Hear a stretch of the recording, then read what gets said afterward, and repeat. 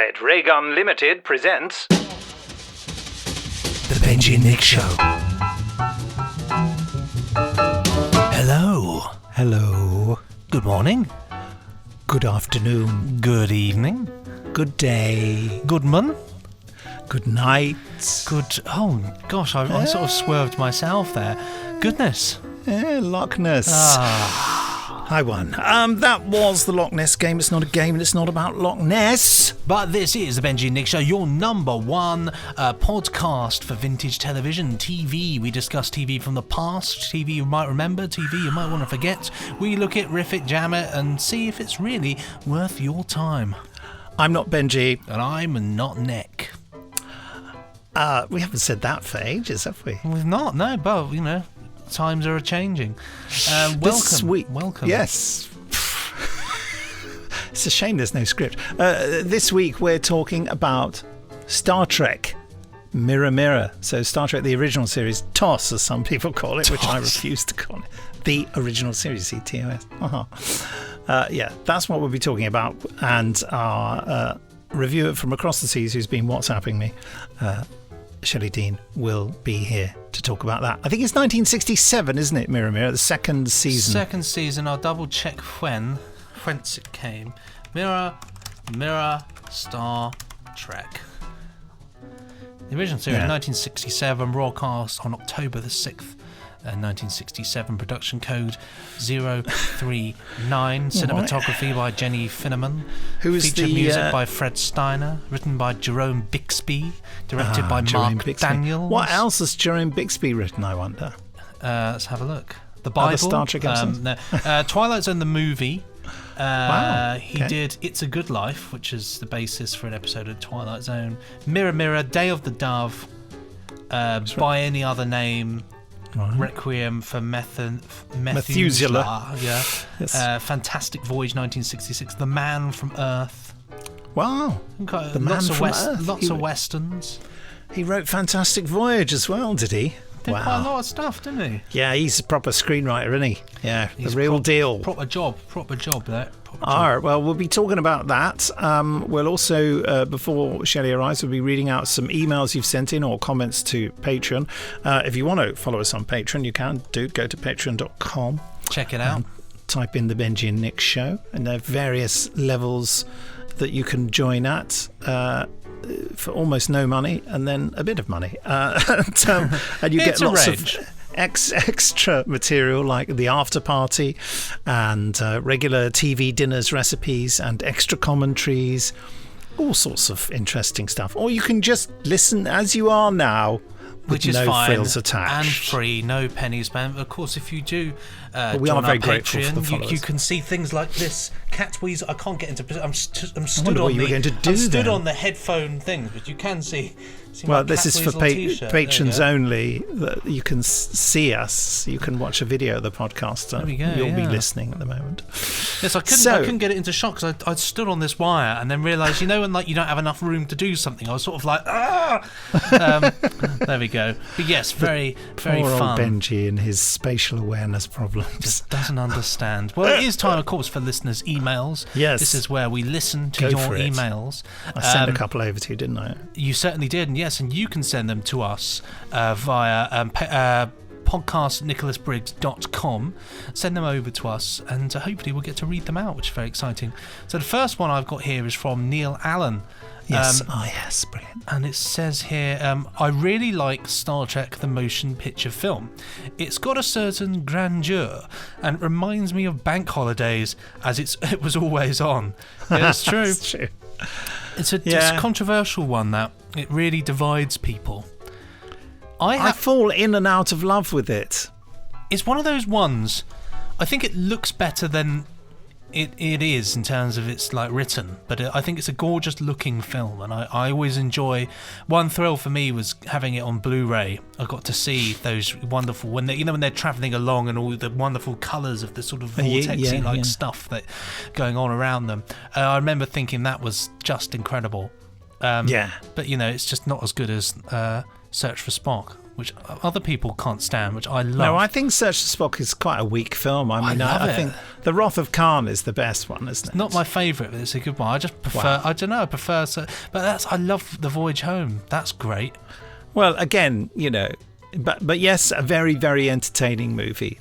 It's great. But yeah, I think The Wrath of Khan is like the Star Trek fans' favourite. That's I would say as a film and as a story, it's probably their coolest and their best one. But I mean, I like them all. Well, apart from what was the one after The Voyage Home. The Final Frontier that William Shatner directed. Diabolical film. And co-wrote. Yeah, it is terrible. It's a real misstep, isn't it? It's real garbage. But it's clearly very, very cheap as well. There are actually effects shots in it from the previous movies.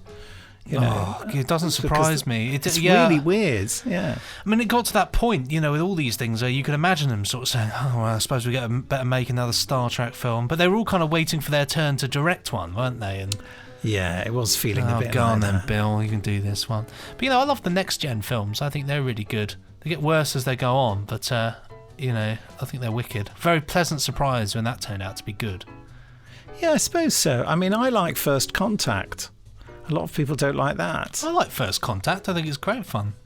Really exciting action adventure movie, I think, whether it's Star Trek or not. I think the interesting thing is that I took my late father to see it. Obviously, he was still alive at the time. That would have been weird.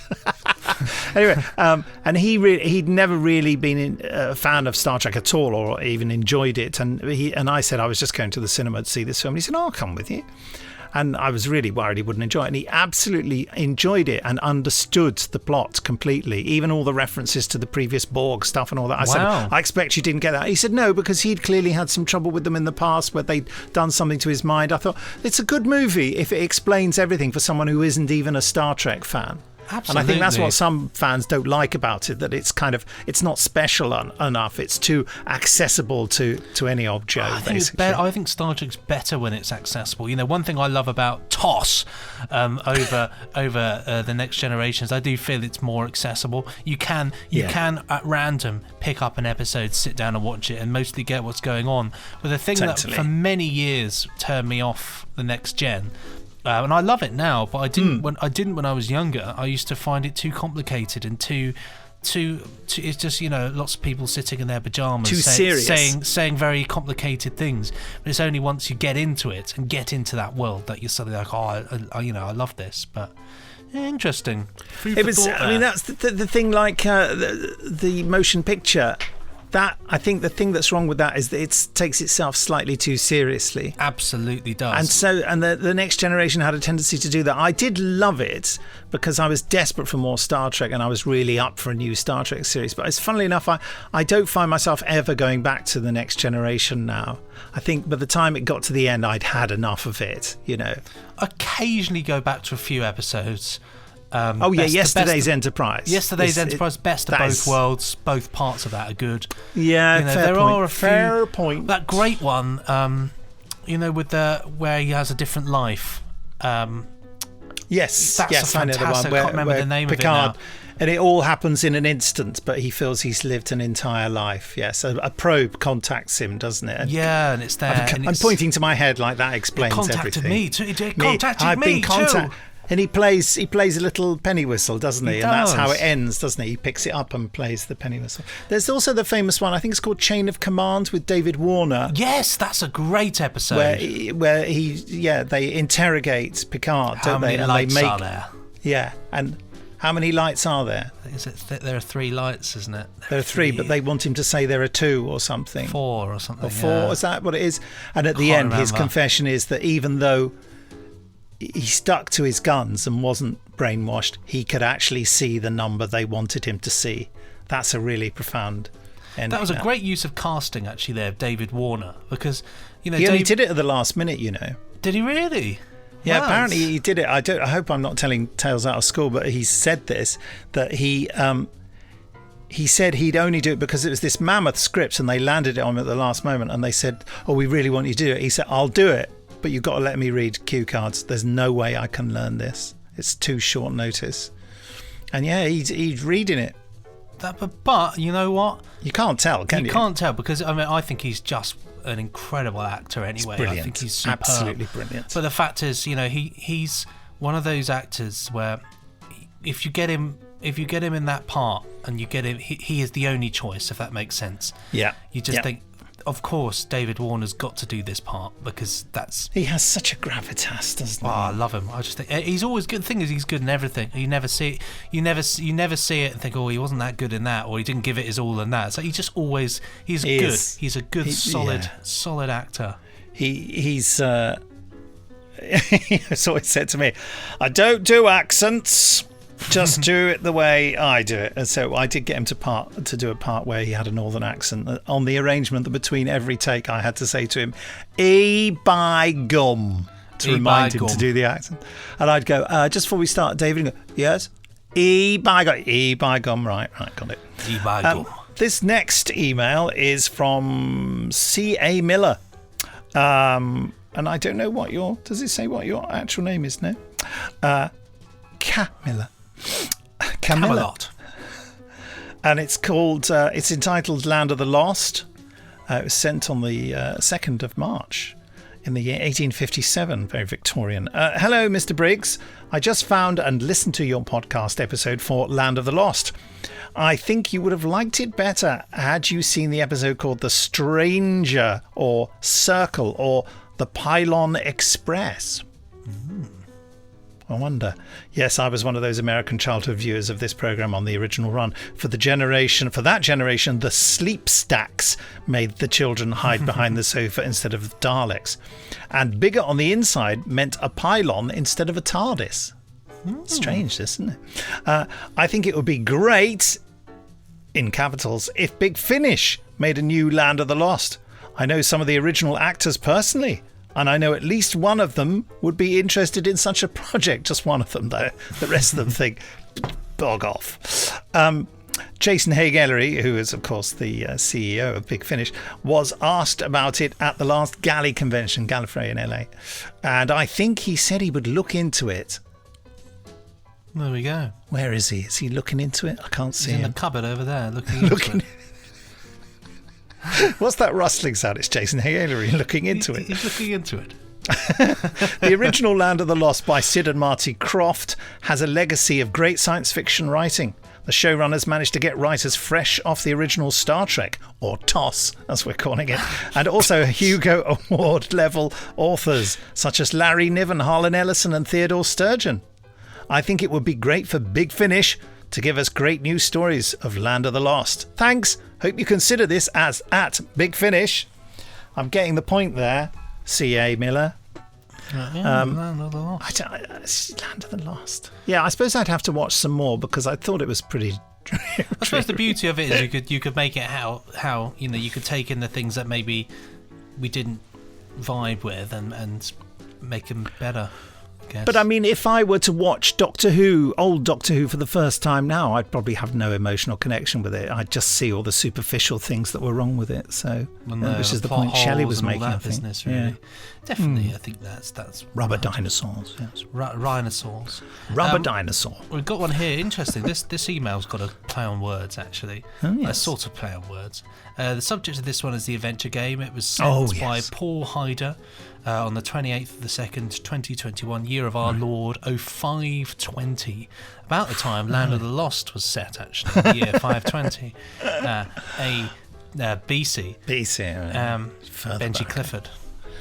I'll tell you that when they said, was it Adio Domini? What does AD stand for? Adio Domini. Anno Domini. Anno Domini, sorry. And when I was a kid, they said, what does it stand for? And my first reaction was, well, if BC is before Christ, then AD must be after death. Because I had no idea, but I just really thought it. I thought, after death, surely. And they were like, no. I thought it would be after when Christ died. But I don't know. But I thought it was quite intelligent for a kid. I think it's after the birth of Christ. It's after the birth of Christ, isn't it? After the bath, after you've had a bath. It says hi chaps, love the podcast each week, but was disappointed to hear your reactions to watching The Adventure Game. Sorry, as a child I loved this show with its mix of puzzles, sci-fi and comedy. Sure, there were some teething problems with the early episodes, but it was must-watch TV for me, and I think it holds up quite well, even now. I actually wrote to Chairman Gradwell, the young lady who plays Gnord. You did realise that they were actually anagrams of dragons, right? Actually, that's an anagram of dragoon. There's no S, but yes, you're quite right. I didn't notice that at all. No. Probably one of the many things that went over my head about the Adventure Game. The problem with the Adventure Game is they really thought about it, but I often think they thought about it so much that it just baffled people. Like there's like the people stuck in the room kind of going, yes, there's a door over there, so I'm just thinking. It's about the same sort of thing people say when they're talking about, when they're looking about knocking a wall through or something, isn't it? Yeah, I mean, we could knock that one through and maybe, plaster up there. Yeah, it's the same sort of television, isn't it, really? Like watching paint dry. But it turns out that Chairman Gladwell sent back a personal letter. There we go. Remember them? It says, yeah, I certainly do. With a signed photo as well. Did you know that she went on to represent Britain in marathon kayaking, winning a gold medal in 1997? Good Lord. Who, what, the woman from... Chairman Gradwell, yeah, the young lady who plays Gnord. Goodness me. Loch Ness. But yeah, that just goes to show, you see. It's all those years in the Adventure Game that she clearly developed a love for games. Yeah, it's very similar to kayaking, isn't it? Very similar, they're both almost indistinguishable from one another. All the best here, Paul Hyder from Kunming, China. Wow, we've reached China, that's exciting. We should have a little map of all the places we've got emails from. We shouldn't we? That'd be really fun, just to kind of see just the global reach.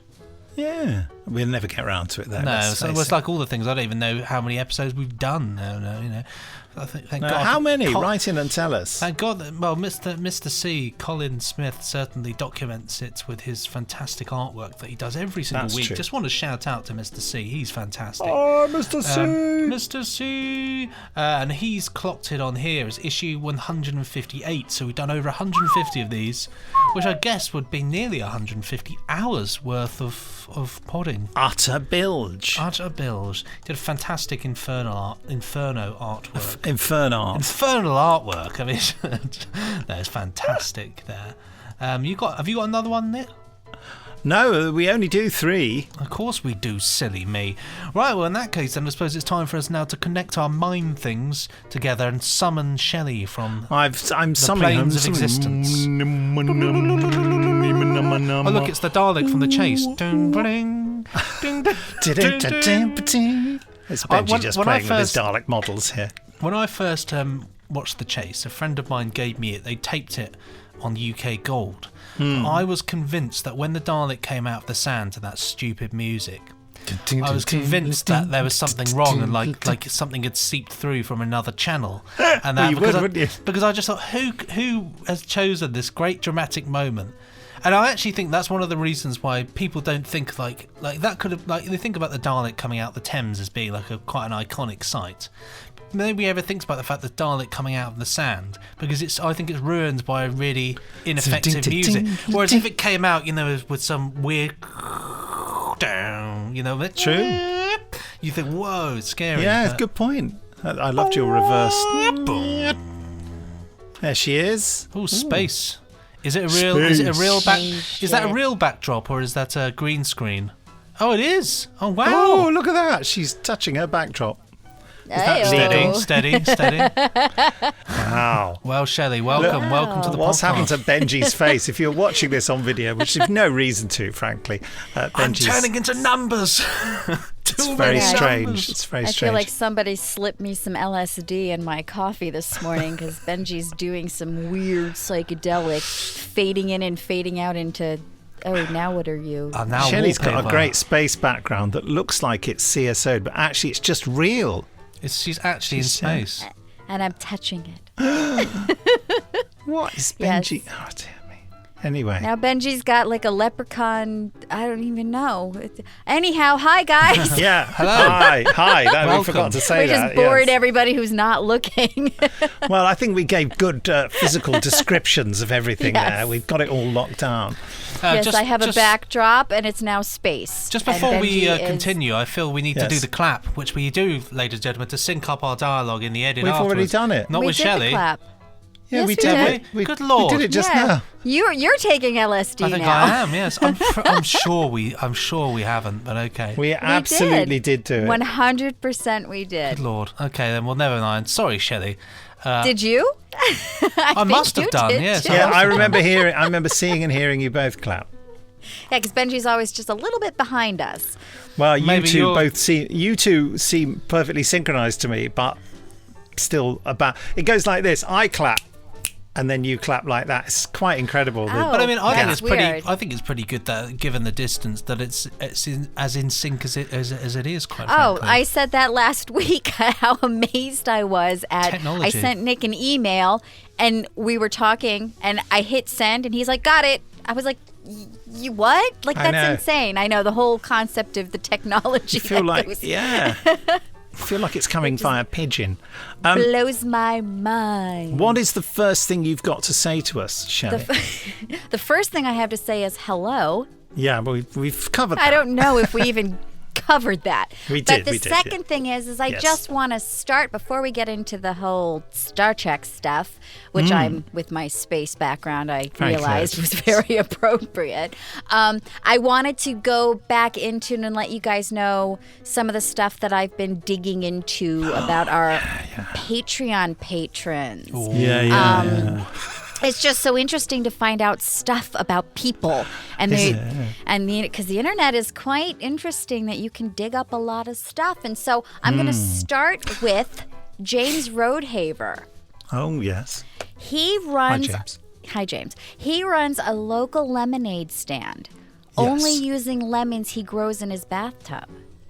Wow. I mean, does it taste? Do they taste like bubble bath? I wonder. Soapy.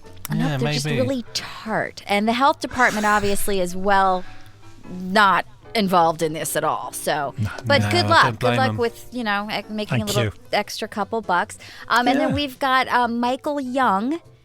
He started early on in his career running errands for the head of NASA's ACISD, which we all know is Asda. the Alien Cultural Influence Studies Department. Oh yeah, we know then. Yeah. I've But got a that's top badge. secret. So shh. Oh, we don't know them really. We don't know that. And then we're going to move on to Carl Scott, Carl who Scott. once had his hair cut by the true life inspiration of Edward Scissorhands. Oh, dear. Blimey. But you laugh about that, but it actually came out better than most of us who've been cutting our own hair during this pandemic.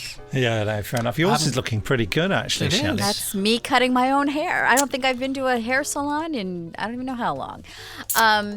So speaking of hair, because we're on that topic, right? Yeah. We're going to talk about Nick Tedstone, who I found out, and this is so crazy, he grew a full beard overnight after watching a ZZ Top documentary. Well, Wow. we've all done that. We've It's all bound to happen, isn't it? I mean, I guess it just shows how powerful of a band they really are. Yeah, definitely. And on that, speaking of beards, Yes. today we are discussing done. The Beard Chronicles. Mirror, Mirror. With Spock's beard. Star Trek. Yes, it is the 4th episode of the 2nd season of the American sci-fi series Star Trek, Yep. which was written by, this particular episode was written by Jerome Bixby, Yeah. and it was directed by Mark Daniels. Yes. And it was first broadcast in October of 1967. Yes. And so the synopsis of this episode, it involves a transporter malfunction that swaps Captain Kirk and some of his crew with their evil counterparts from a parallel universe, where the Federation is replaced by an evil empire.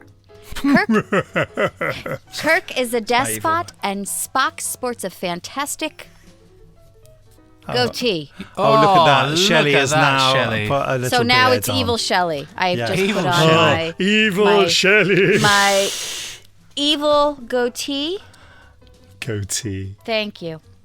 And so yeah, that's what we watched, and that's what I can't. It's talk the with this immediate thing going back to being. Okay, this is what we watched. on. Yeah. So we watched it, and we will talk about it now. Okay, yeah. I just So- finished watching it over lunch, actually, so it's Yeah. very fresh in my mind. Yeah, me too. I watched it yesterday, and I rewatched it this morning just because I was kind of. You're just a little- efficient. You are efficient. I am. I'm a big dork. What do you have, Benji? Your What's he video done to his is face just now on his video? Insane. He's got a green goatee and green eyebrows. Wow, Lovely. folks, When you look, it's sort of worth it. I going mean, for, you know, you've It's got worth it. it. I'm going to take a screenshot. Smile, Benj. There we go. I will post that There you go. to Forever. go along with It's it. very Forever. convincing. I don't know what it's convincing Oh, me wait, of, but we it's need certainly to do it convincing. with mine. Hold on. Oh, hold on. I'm going to put mine back on. And Nick just automatically comes with one. There. So anyhow, Like words of what did you damage. guys think about this?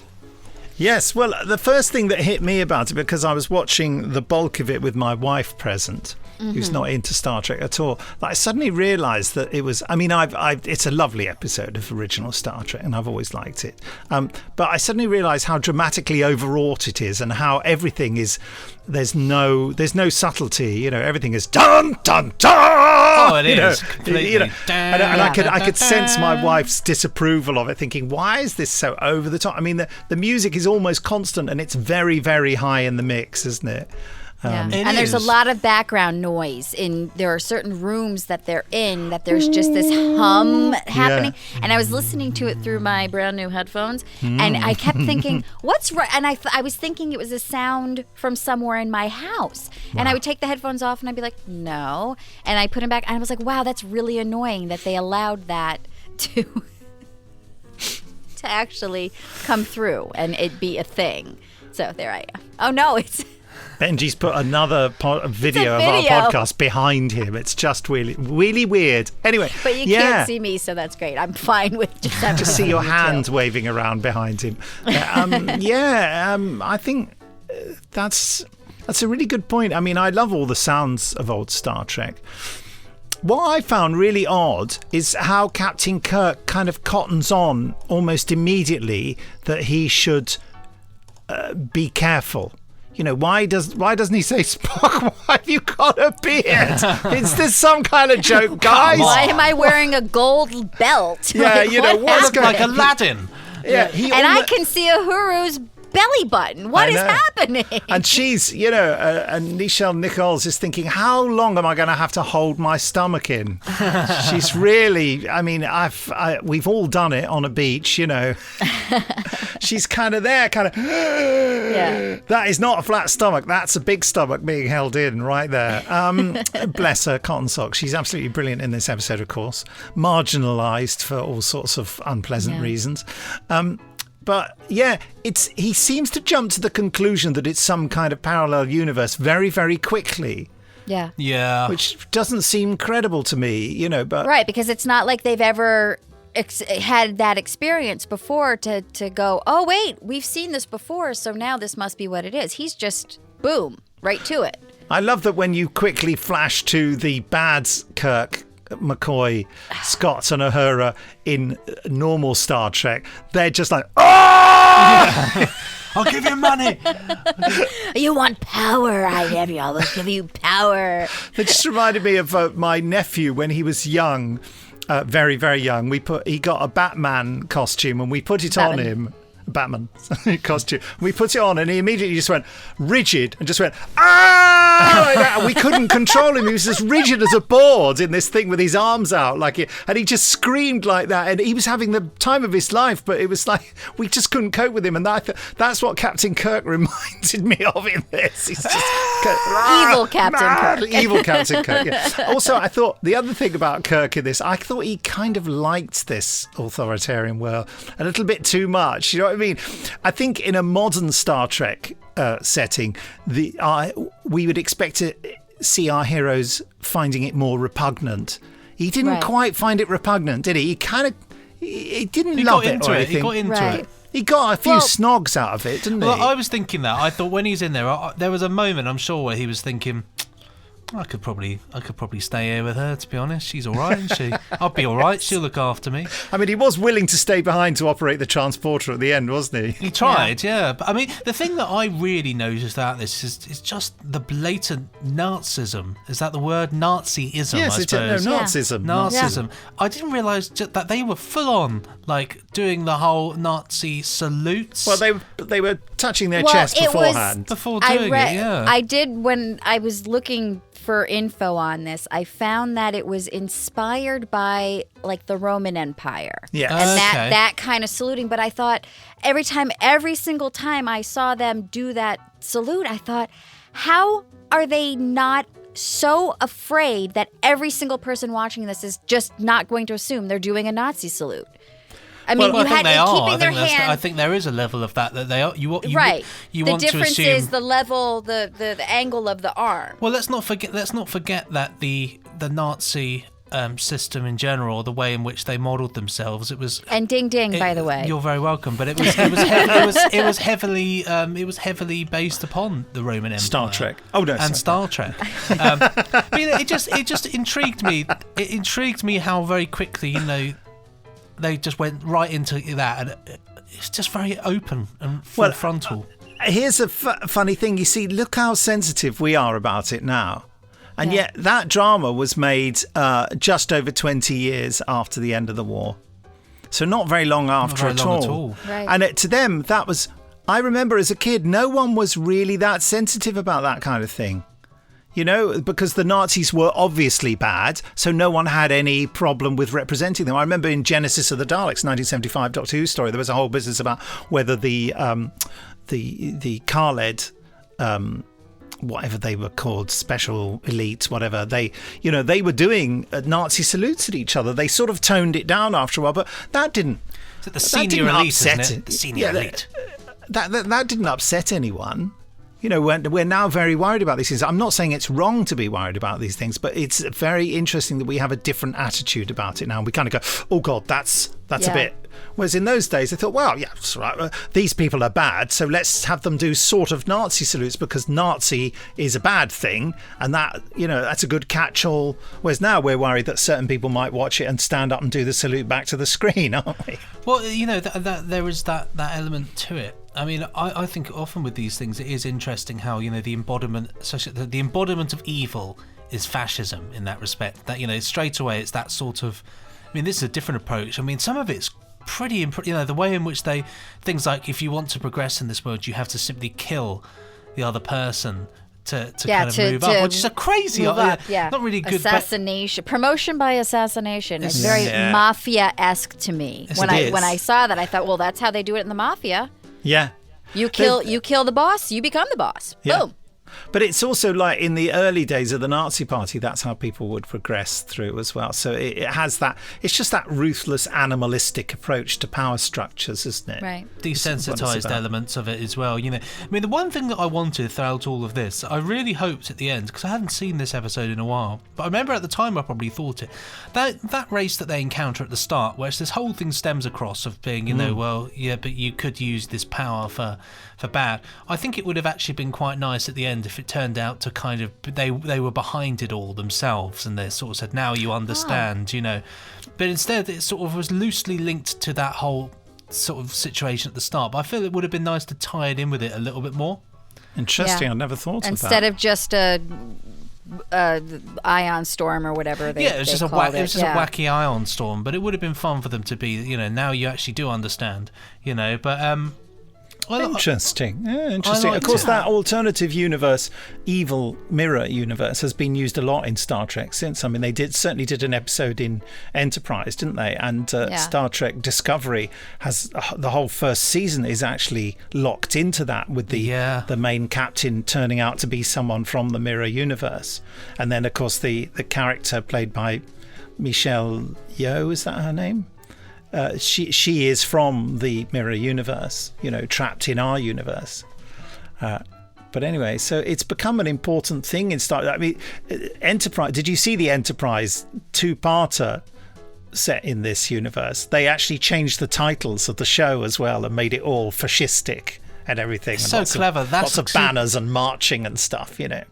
And you notice also the new CG graphics with the original series that they've done. They made the alternative universe Enterprise slightly darker and more metallic looking, whereas in the original series, it's just the same model shots. They just used, you know. Yeah, so they just flipped it and had it going the other way. Yeah, that was the which one thing they did. I noticed. They just cut that backwards and forwards. But it is, it's a slightly different looking CG model, whereas originally it wasn't. You know, with the old model, it wasn't. I was quite amused to see Chekhov being evil and Sulu being evil. I think Sulu. Well, I was watching George Takei play that. Made my heart so happy because he was like, that's He was right. loving it, wasn't he? I'm the worst, I'm the baddest, and I'm gonna throw myself on to you woman. You know, because he's and I've got a stick-on scar. Yeah, his big scar. Imagine if he'd stuck it onto a different part of his face in every scene. You know, he's moved his scar. Down his Sulu, have you nose. moved your scar again? It moves around. But also, you know, you could Chekhov with his great laugh, like, absolutely loving being evil, you know. And then they stick him in the agonizer. The agonizer. It's called, or the booth. They go. The agony booth. That's agony what that was. booth, The that's right. handheld thing was the agonizer, and the booth was the agony And then the booth. Tantalus field as well, which could just zap anyone anywhere in the ship. And no one, that disturbed me when I realized, because when she did it at the end and she was zapping, and they were literally just whoop, out of existence, I thought, well, didn't that bring up questions when Kirk's foes were just gone? and then nobody questioned. Well, they how do that mention happened? it. They do say that people mysteriously disappear. Yeah. They fear him. Yes. He seems to have the fact that no one ever goes into his room and has a look for it seems odd. But there you go. Well, that was the thing, Well, you it's have so you have a hidden. weapon more powerful than anybody else has, you know, which is that woman. Yeah. Yes, it's hidden behind it. It's hidden behind I don't even know. Like if it was a picture, okay, but it was. I don't even know what it was. That's It the just first goes, place you'd look. You go in that place, it's the one thing on the wall. You go, maybe it's behind there. I'm just Where's thinking. the safe? Like when a robber goes in to rob a house. Yes. Like where's the most obvious place a safe is going to be? Yeah, it's I like at the end where, you know, because she's like, I'm a captain's woman and I'll always be a captain's woman. At the end, it's sort of, she ends up getting stuck with Mr. Spock, the mirror version of him. They sort of stand next to her. You think, oh, she's going to be with him now. This idea of, you know, her turning to him saying, well, the first thing we're doing is you're going to shave off that beard. But then that'll make him nice. Yeah, the And then, beard. of course, there's a real-world version of her, Marlene, whatever, turns up with the Yeah. most outrageous pile of hair on her head, That's which classic almost Star Trek Baby. style, isn't it? That it weave. goes Beehive. almost to the ceiling, doesn't it? It was Yeah, magic. Imagine because she I'm has sure trouble they had keeping her head hairspray. steady. Yeah. Hairspray was great on the Enterprise. Now, of course, if this was a modern TV series, when Kirk says, I might get on with her, and he goes over and he starts talking to her, and that's how the show ends, with him sort of, you know... And that's where I had so many issues was he's the captain of the ship.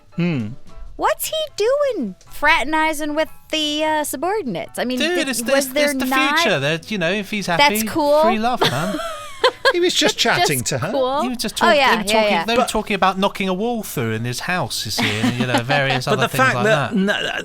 you know, because it's an old series, there's no development. She's never Yeah. in it again. Never you know. see her again, yeah. Oh. Which, if this was done again, you know, that would develop, wouldn't it? It would go into the next episode. She'd turn up or something, or someone would say it's inappropriate for you to keep touching that woman on the bridge. I still want one thing I'd love in my life is I really He want touched me on this the bridge. this weird ability that Kirk has. That every time he sees a woman, there's some weird music that plays that sounds very seductive, and And he I has want to that. snog So them. whenever I see somebody goes, like, I thought, great, that's what I need in my life. We are very much into the territory of what people remember of old Star Trek, which is that there has to be a fight and there has to be a snog. You know what I mean? Yeah. And that those are set points in the plot, aren't they? And there has to be a big old fight with none of the stunt performers looking anything like the Nothing actual. My favourite one was when Kirk topples over in this. You see a huge bald patch on his head, and then it's gone the next. I mean, it could, for all Well, we you know, wouldn't it could see have that been. on William Shatner's head because he had a wig. watertight wig. Yeah, Yeah, I love super glued it. on. In the sexism of it, Uhura can only pass a thing to Kirk for him to shatter on Spock's head. and then later the only person she's allowed to overpower is another woman. Classic, isn't it? Classic. Why couldn't she have smashed the thing on Spock's head? Well, but she held her own against Sulu. Yeah, that's true. When she was She did. distracting him, and then... Dare I say it, that's because he's not white. Do you see what I mean? It's okay for her to do that. Yeah, I know. Do you think they thought that deeply, though, about that Probably. specific I don't think that. No, it's situation? unconscious. It's unconscious prejudice. No, they didn't think of it at all. They didn't think, oh, it's okay for her to overpower the Oriental man or whatever they would have said in those days. You know, yeah. So yeah, all this stuff. I find it fascinating to see all that prejudice sort of laced throughout it. Even though, of course, Star Trek did a lot to undermine that. Old-fashioned narrative, but they're still very much I mean, goodness me, it's 1967. As I say, it's only just over 20 years since the end of the Second World War. Mad, isn't it, really? And I was alive then. Well, yeah, what a forward-thinking program, though. When you watch it, it's still, and this is what I've said before, and I'll say it again. What I love about the original series of Star Trek, TOS, is that you know, it does have an element to it. You can watch it back and it doesn't actually feel too old, and it's not slow paced and kind of, you know, talky. There is an element of you can sit and watch it and it's still really entertaining. Based upon that, I'm giving it a 5 out of 5. Just love it. Oh yeah, I forgot we give them marks, don't we? Yeah. I think it's jolly good. Absolutely jolly good. Well, I can That's rate exclamation it. marks. Yeah. Yes, I could rate it based on the fact that I'm not a Star Trek fan. I'm just Not. you know, I'm kind of like, yeah, it's there. I just have never, I mean, I've enjoyed it. I've only seen a handful of the TV episodes. I think I've seen most of the movies. So I was familiar enough with the characters to understand the difference when they switched. Well, thank goodness. But I think somebody who didn't know anything about the characters, this is not an episode you could just watch, because a lot of the nuances get lost. And I 100% missed so much of the little intricate things that Star Trek fans would go, oh, well, that's different because, and that's different because. So I really enjoyed this because I love a good old chance for actors to switch up their role and be somebody that they're not. You know, we got Brigadier and Inferno, which is what brought us to this. Yeah. So I'm gonna give it a 3.5, just because. And that's just my own personal not knowing enough about the show to understand what things actually, what effects these have on things. But for a standalone show, I really enjoyed it. And it was, I want to see the episode where it's the opposite, where we're watching evil Shatner and McCoy and Uhuru, and, you know, I want to see them on the opposite instead of just that little snippet we got where you're, Yeah, you didn't want a whole episode of them just going, you know, the fan series, Star Trek Continues, they do a sort of sequel to this. Oh, okay. And I it's don't fan- even Star Trek know what that Continues is. is very good. You don't It's all know on Star Trek Continues? It's a bunch of fans doing it, and they do it pretty well. I mean, I don't mean to sound rude. You can tell that it's not quite a professional production, but it is done to professional standards. And a lot of people, including the guy who plays Captain Kirk, who also writes and does music for it, I see some bizarre similarities between him and myself. he really puts his all into it and does a really rather good Captain Kirk. Yeah. And he is an actor, and he's a voiceover actor. So they as well. do costumes and sets and all The that whole thing. stuff? Just type in Star Trek all of the original Continues. sets, include, you know, the bridge, the corridors. okay. It's amazing. It is, and you'll see a few Doctor Who actors in it as Yeah, well. Colin Baker and Nicola Bryant have done episodes of it as well. I do love Star Trek Continues, actually. Yeah, they do, and they run it like a proper film set and everything. You know, it's and Paramount sort of, or whoever owns Star Trek these days, turned a blind eye to it. But I think they eventually told them to stop doing it. But they let them sort of finish They got off more what they popular were doing. then. Yeah, it's really worth watching. I was being Okay. a little bit. That sounded like I was being a bit dismissive of it, and I don't think that's fair. You did. I'll give it 4 exclamation marks out of 5.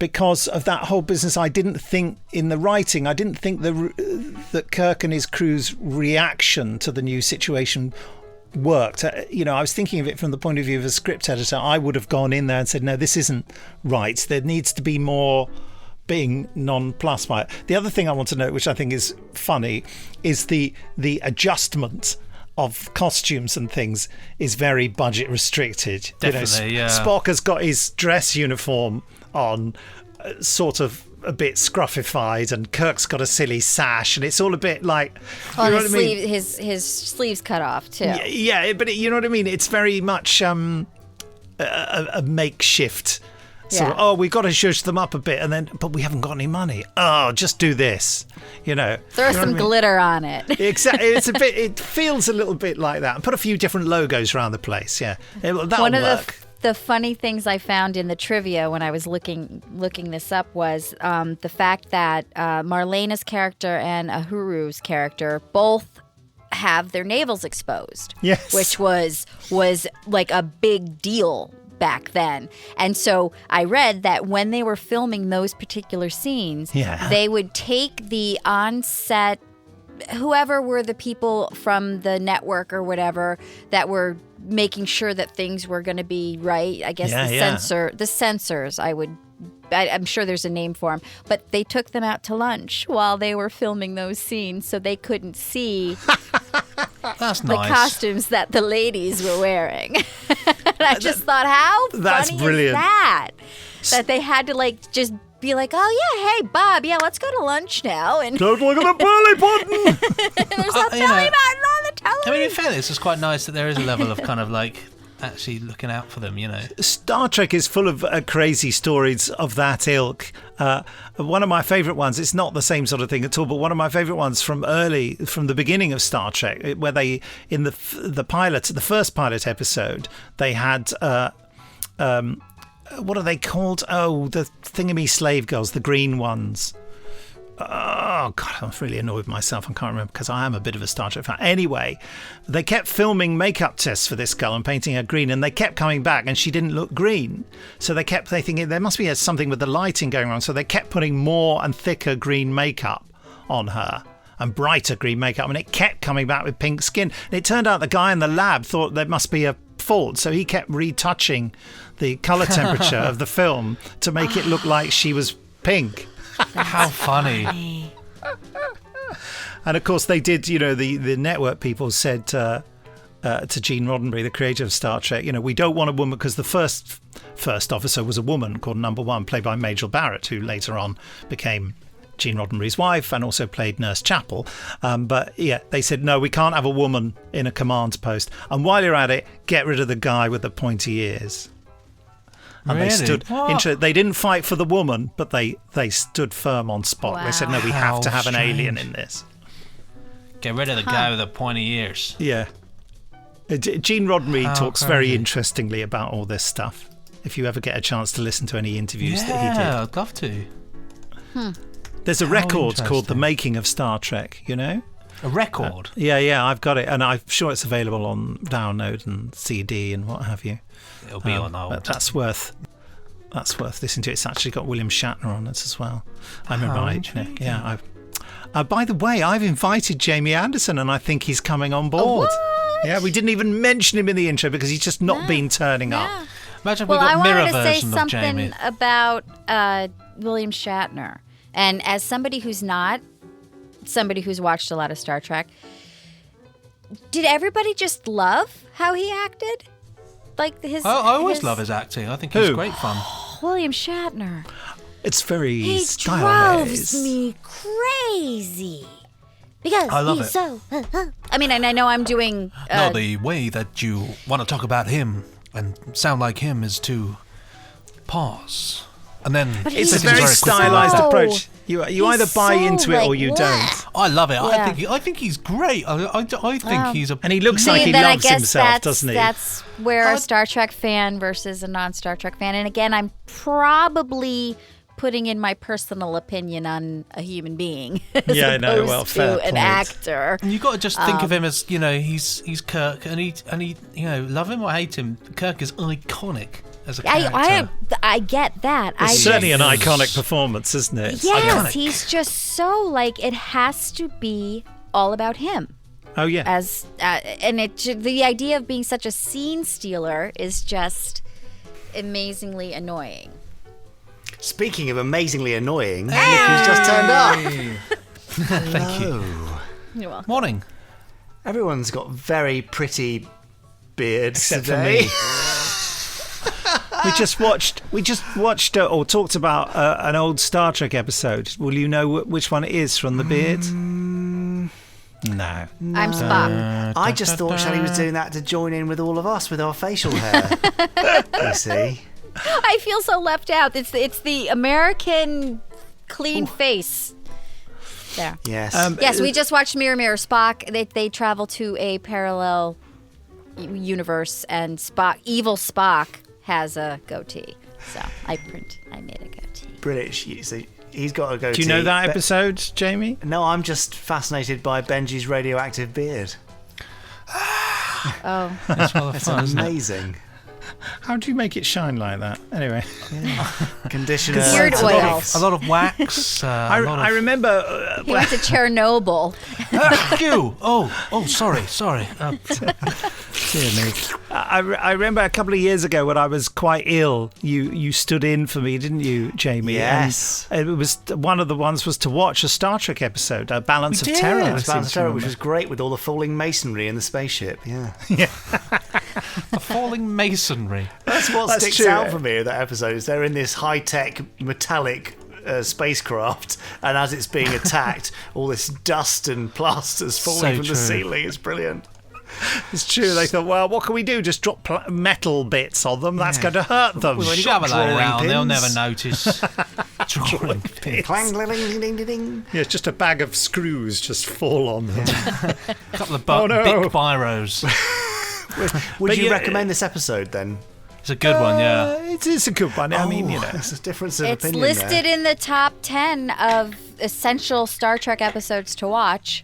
Well, I was going to mention something Just done very saying. similar, and I want to say that it was in a book called These Are the Voyages, but I've probably got that wrong. I remember reading a book of Star Trek short stories, and one of them was the idea, and it was a bit fan fiction-y, but it was a proper published book, back in the 70s, I think, where a similar situation to Mirror Mirror happens, whereas this... Jamie, they beam up to the Enterprise, and when they arrive there, they've gone into the alternative universe and Nice. they've swapped over.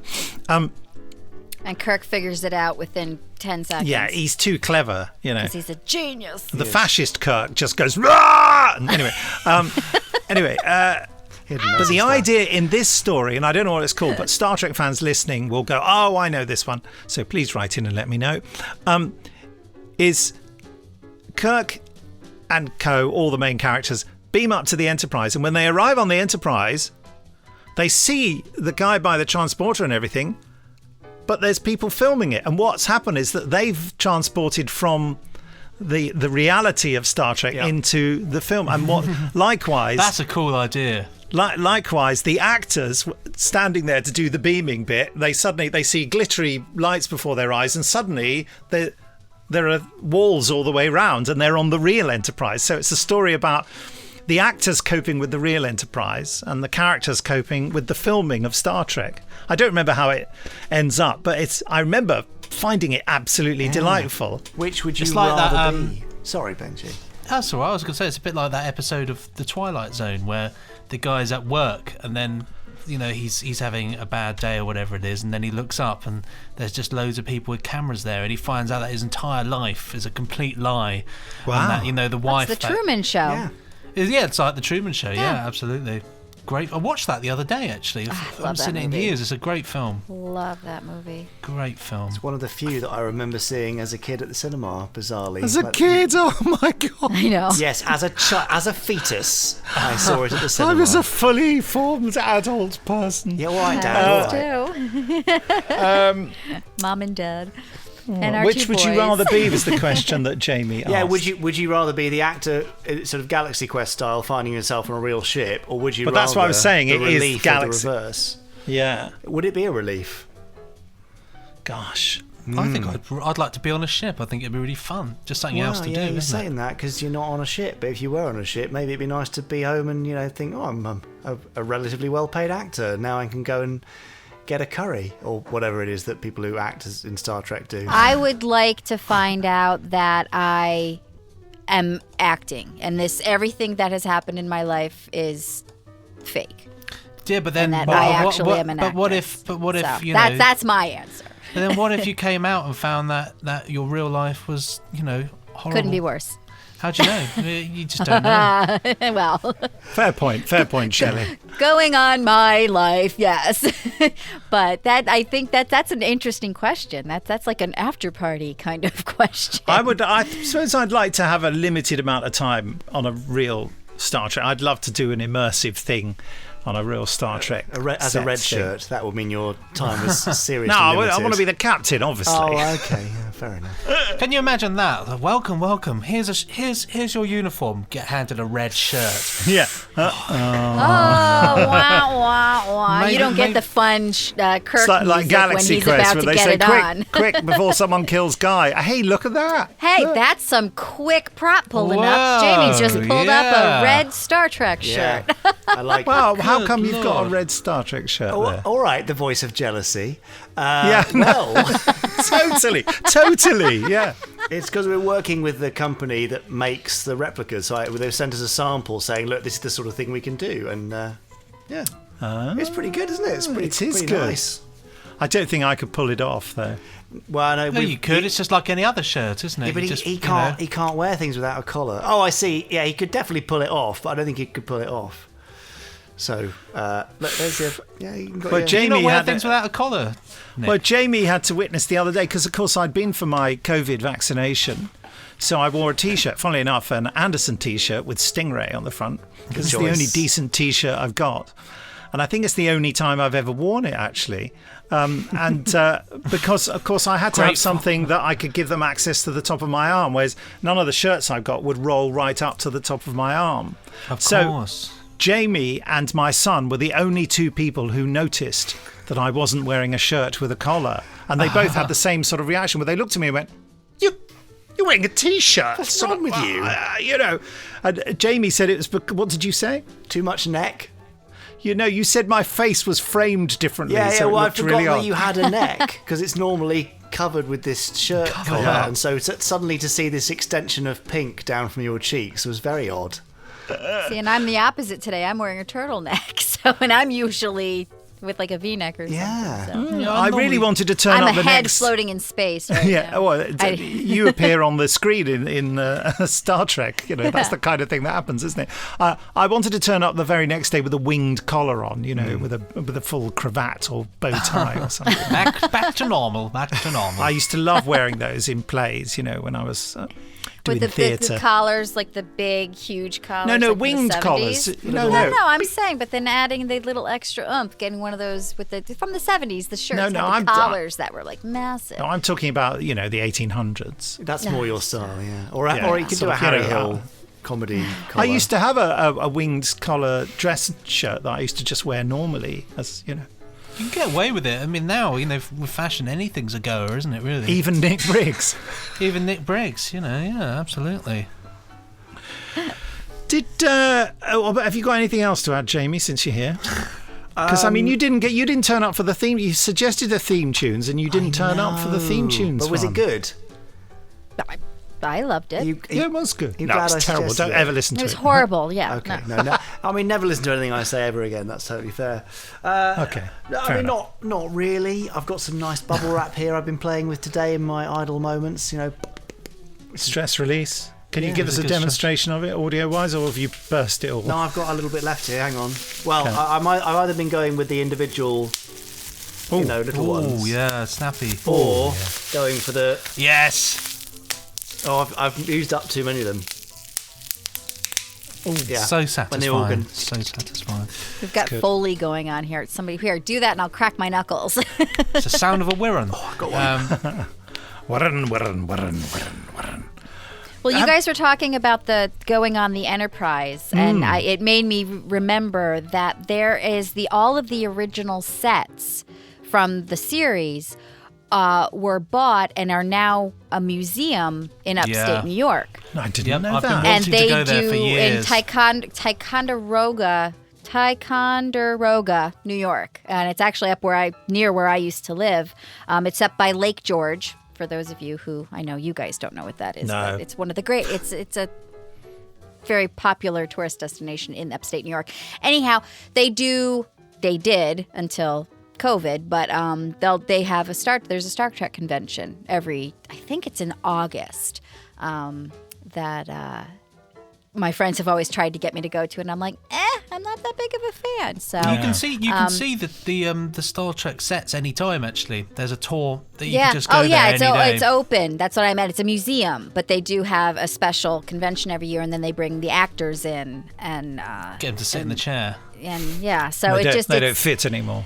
So if you guys are ever, back in the States on the East Coast, we should make a Yeah. trek up Oh, there. we certainly should. That'd be so good. And look at Jamie. He's on the set of Space 1999. Different ship Because we're altogether. talking about It's not a sets, ship. I thought I'd It's Yeah. not a base. pop up to Moonbase Alpha for a Base. bit. It's a sort of base, raffia base. It's a sort of nice sort of conservatory, really, isn't Yeah, it? well, You know? especially up there where my hand disappears. Your hand Well, that's- disappeared. That's good for people falling off in emergencies, isn't Yeah, it? yeah, it's dramatic, isn't it? You can fall down. Very that good, height. very good. Funny, if I did say, that's the interior of a health spa, you'd sort of say, yeah, it does look a bit like that, doesn't it? You could imagine that being the front desk. Yeah. It's like the the tennis lobby courts to are my over gym. there.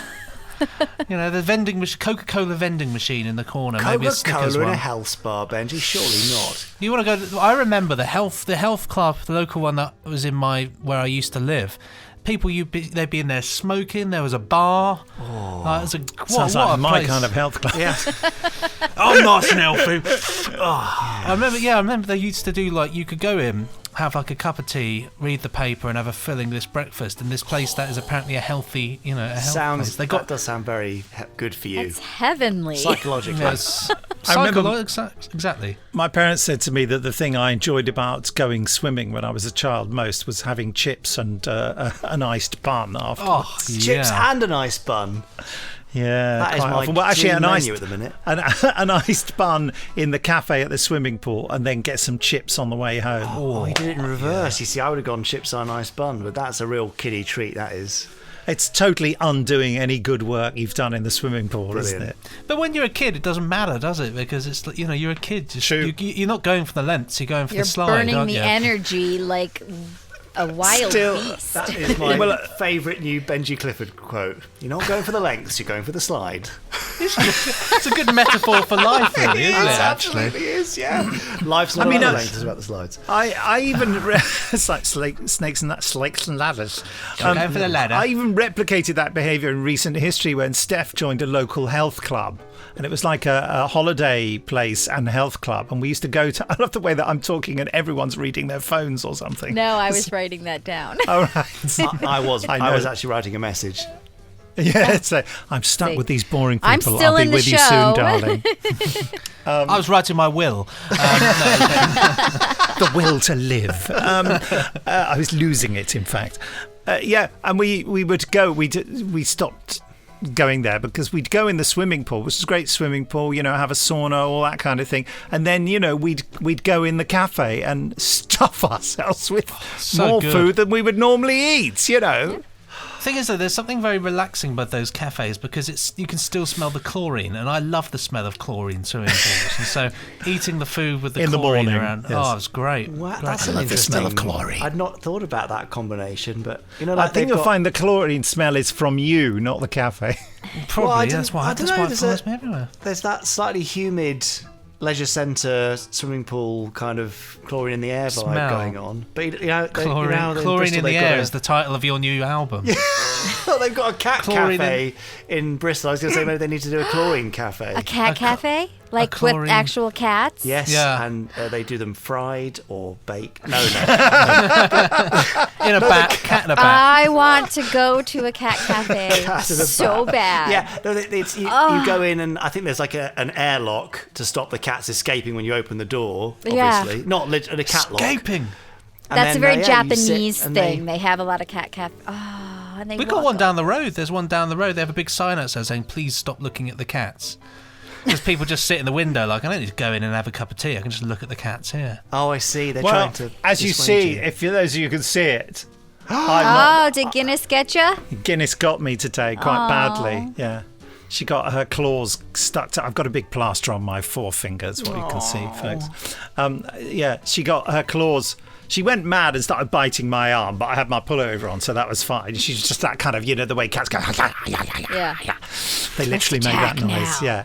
yeah. But she got her claws caught on my jumper because her claws are too long, and I was trying to get them off. And as I pulled one, she swiped me, Yeah. and she has caused quite a long Sulu-style scar on my, Nice. which I'm going to move around my body like Sulu should do. Sorry, in Mirror Mirror, Sulu has a dueling scar, which is nowhere near as good as the Brigadiers in Inferno. No, Yeah, Briggs is the better. Brigadiers is kind of like set in. Like you could, but Yeah. Sulu's you can tell is just like Sulu's is smacked an on. insetting.